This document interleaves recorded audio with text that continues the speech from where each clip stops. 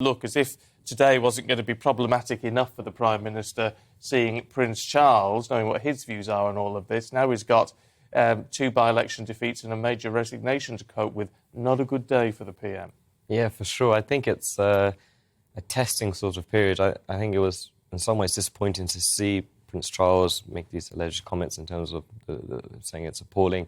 It's not something that we've generally seen from the Queen and the future king that's going to be Prince Charles. So I think that was a disappointing thing to see. And hopefully over the course of yesterday they spoke, and hopefully they were able to sort of make some leeway. I know they said they wouldn't talk about the legal immigrant situation, but I think it's important in some ways for Boris Johnson, even more so with what's happened this morning, that he's seen on the world stage, that he's seen having a massive impact. And maybe this summit, maybe this what's going on in Rwanda would be a good example of that. I mean, Boris Johnson has made one comment about the Prince Charles comments.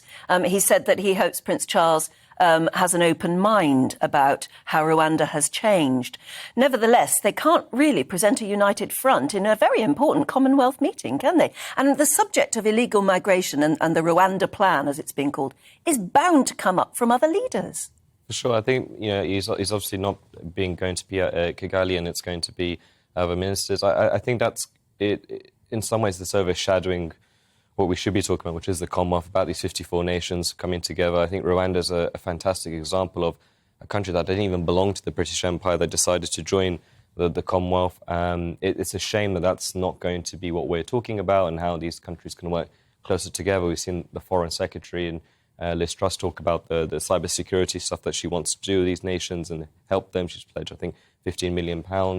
These are the sort of things that I'm sure he would have wanted to talk about, displaying that strength as countries united. So it is disappointing that that's not going to be the main focus of it. I'm hoping to see some more strong words from the other ministers, and I think it's also disappointing we're not seeing the heads of states from Australia, New Zealand, India, Pakistan. So it'd be nice to have seen that front. That said, with what's happened, I think the last meeting they had was in 2018, so it's good to see some progress being made.